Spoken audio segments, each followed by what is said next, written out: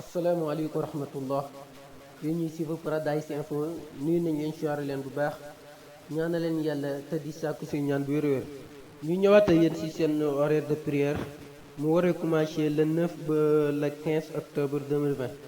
waxtu fajar dañ ko julli 5h46 waxtu suba dañ ko julli 6h01 waxtu tisbaar dañ ko julli 14h15 waxtu tàkkusaan dañ ko julli 17h00 waxtu timis dañ ko julli 18h59 waxtu gee dañ ko julli 19h59 mu war a am le 9